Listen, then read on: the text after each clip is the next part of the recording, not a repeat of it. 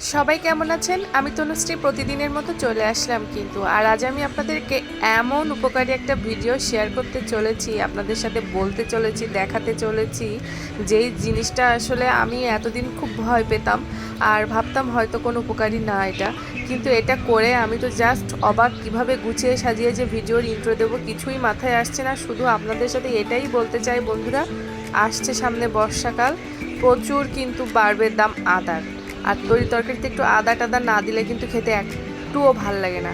আর যখন বেশি দাম হয় আদার, তখন বরকে কিনতে বললে একটু মুখ সিটকা সিটকি করে আর নিজেদেরও কেমন কেমন লাগে।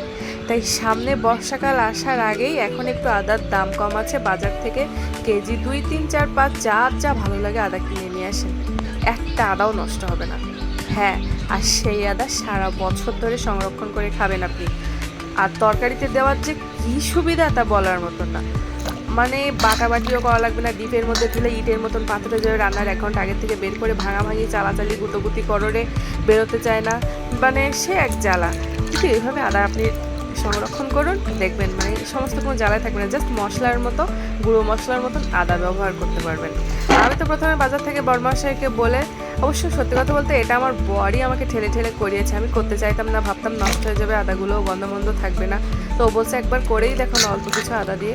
তো সত্যি কথা বলতে আমি জীবনের প্রথম এই বানাচ্ছি, তা আমি যা কিছু করি আপনাদের সাথে শেয়ার করি, তাই এটাও শেয়ার করতে চলে এসেছি। আমি বাজার থেকে আনা আদাগুলো খুব সুন্দর করে পরিষ্কার করে ধুয়ে নিচ্ছি। কি বলবো বন্ধুরা, এই ভিডিওটা যখন তৈরি করছিলাম ভেবেছিলাম মনে হয় আপলোড দিতে পারবো না, এ মনে হয় নষ্ট হয়ে যাবে, তা খুব ভয়ে ভয়ে আমি বানাচ্ছিলাম। তো আজকে এত আনন্দ লাগতেছে, আমি বরকে বলছি তুমি বাজার থেকে আরও 5 কেজি আদা নিয়ে আসো, সারা বছরের আদা এভাবে করে রাখি, এতে আমার প্রচুর সুবিধা হচ্ছে। আদাগুলো সুন্দর করে ধুয়েছি, ধুয়ে খোসাগুলো আদার গায়ের থেকে ফেলে দিচ্ছি। আপনারা চাইলে খোসা নাও ফেলতে পারেন। তা আমি আবার একটু আদার খোসাগুলো ফেলে আলু ভাজার মতো কুচি কুচি করে আদাগুলো আমি সব কেটে নিচ্ছি। বরকে বলছি একটু ক্যামেরাটা ধরো, যদি মানে আমি ব্যাপারটা করে সাকসেস হই তাহলে বন্ধুদের দেখাবো, না হলে দেখাবো না, কারণ আমি এমন কোনো ভিডিও শেয়ার করব না যেটাতে কোনো কাজে আসে না। তো যাই হোক, আমার এত ভালো লেগেছে। আর বর বলছে পুরো ক্রেডিটটাই তো আমার বরের। এই যে দেখেন আলু ভাজার মতো করে কেটে কেটে নিয়েছি। ও বলছে দেখছো তো, মাঝে মধ্যে বরের কথা একটু শুনতে হয়, বরের কথা শুনলে উপকার আসে। আচ্ছা, ও কিছু টাকা তোমার সেভ হয়েছে, এখন তো তুমি কত কথাই বলবা। যদি এটাই আমি মানে পুরোপুরি যদি আমি সার্থক না হতাম তাহলে তো কত কথা শোনাতো। এই দেখেন এই 500 আদা সকাল থেকে বসে বসে কুচাইছি, বেশ সময় লেগেছে, কিন্তু কিন্তু সময় লাগলেও এর একটা উপকার আছে। সেই জন্য ভালো কিছু পেতে গেলে কষ্ট করতে হলেও কোনো সমস্যা হয় না। এতগুলো খোসা হয়েছে, খোসাগুলো আর কোনো কাজে লাগবে না, তো ফেলে দিব। ঠিক আছে, এবার এই যে কুচানো আলু ভাজার মতো করে কুচানো আদাগুলো আমি কুলোয় করে একেবারে টানা রোদ খাইয়ে নেব। একদিন রোদ দিলেই বুঝতে পারবেন যে কত সুন্দর শুকিয়ে যায়। আমি ভাবতাম আদা বোধহয় শুকাবে না কখনো, এত সুন্দর শুকিয়ে যায় আমি বুঝতে পারিনি। আর সত্যি কথা বলতে বন্ধুরা, আদাগুলোকে একটু ছড়িয়ে দেবেন ভালো করে, আর যতটা সম্ভব পারবেন একটু কুচাবেন। ঠিক আছে, তাই বলে একবার গ্রেট করবেন না আবার। ঠিক আছে, আমি যেরকম আলু ভাজা কুচাইছি ওরকম করে কুচাবেন, সুন্দর করে কুচায় এবার নিয়ে চলে যাব রোদে।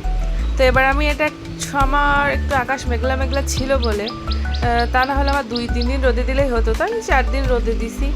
রোদে যখন দিছি বন্ধুরা, এই যে দেখেন টানা রোদে থুয়ে আসছে আমার রান্নাঘরের চালের ওপরে, তা কি বলবো, আকাশে কত রোদ, আবার একটু মেঘও আছে। খুব ভয় পাচ্ছিলাম যে কি হবে কি হবে, কিন্তু ভগবানের কৃপায় আমার আদাগুলো 4 দিনের মধ্যে শুকিয়ে একদম কুড়মুড়ে কুড়মুড়ে হয়ে গিয়েছিল, জানেন তো। এই রোদে দেওয়াটা একটু ঝামেলা, কিন্তু বন্ধুরা এটা যে কি সুবিধা করে দেয় তা বলার মতন না। এই যে দেখেন প্রথম দিন রোদে দেওয়াতে আমার আদাগুলো এতটা শুকিয়ে গেছে, তাহলে বলেন এ কি আর মানে এখনই মরমর করছে, যদি আমি এখনই এটা গুঁড়ো করিতে গুঁড়ো করা যাবে, কিন্তু আমি একটু বেশি দিন ধরে সংরক্ষণ করার জন্য একটু বেশি করে শুকাবো। এই দেখেন অলরেডি মুসমুস করছে। তো যাই হোক, এবার আদাগুলো আমি 4 দিনের দিন শুকিয়ে এনেছি। এই যে দেখেন এরকম দেখতে হচ্ছে শেষবার আমার একেবারে মুটমুট মুটমুট করছে, মনে হচ্ছে একদম পান খাওয়ার সেই সুপারি। কি বলবো বন্ধুরা, আমি অবাক, আমি কখনো এটা করিনি, আজকে প্রথম বিলিন্ডার যখন দিতে যাচ্ছে আমি ভাবছিলাম আমার বিলিন্ডারের চকটা বোধহয় গেল, মনে হয় নষ্ট হয়ে, আমার এবার শিলে সব বেটে মরতে হবে। হায় ভগবান, কি ভয়ে ভয়ে যে আমি দিচ্ছি। আপনাদের দাদা বলছে আরে দাও না, কিচ্ছু হবে না, একদম দেখবো পাউডার হয়ে যাবে। আমি বলছি তুমি কি আগে কখনো করেছো? বলছে না আমি করিনি, তবে আমার মনে হচ্ছে হবে। ওর মনের জোর এত রে বাবা। আর তারপরে এই যে দেখেন, বাপরে বাপ, জাস্ট 1 মিনিটও হয়নি আমি এটা ঘুরতেছি, 30 সেকেন্ড হবে, তার ভিতরে একেবারে পুরা পাউডার হয়ে গেছে। আমি তো একদম অবাক। আর এটা আমার যে কি উপকার হলো, দীর্ঘদিন ধরে তো আদা সংরক্ষণ করলাম, দামের সময় তো আর আমার বেশি দাম দিয়ে কেনা লাগলো না, পাশাপাশি তরকারিতে দেওয়াও একটা দারুণ। আর ভাববেন না রোদে দিয়ে শুকানো বলে ঘ্রাণ একেবারে কুমে টুমে গেছে, কিন্তু বিশ্বাস করেন যেরকম প্রথম দিনের আদা সেরকম প্রথম দিনের মতোই ঘ্রাণ আছে। আরও মনে হয় বেশি ঘ্রাণ, আরও মনে হয় বেশি তেজ। একটুখানি গালে দিতেই আমার গাল একেবারে জ্বলে পুড়ে ছাই ছাই হয়ে গেল। তো এবারে কি করা, সুন্দর করে গুঁড়ো করে এরকম একটা কৌটার মধ্যে আমি রেখে দিচ্ছি, মুখটি লাগিয়ে খুব সুন্দর করে। আর এই 500 আদায় আমার এতটুকু গুঁড়ো হয়েছে, এ আমার অনেক দিন চলে যাবে। আর কি বলবো, এভাবেই আমি আদাটা সংরক্ষণ করে নিলাম। মানে না জেনে না বুঝে আজকে এমন একটা ভালো কাজ করেছি না বন্ধুরা, তা সে কি বলবো, আমার সত্যি ভীষণ ভালো লাগছে। আর দেখেন একেবারে পাউডার হয়ে গেছে, আমি তো ভাবছিলাম গুঁড়া হবে না।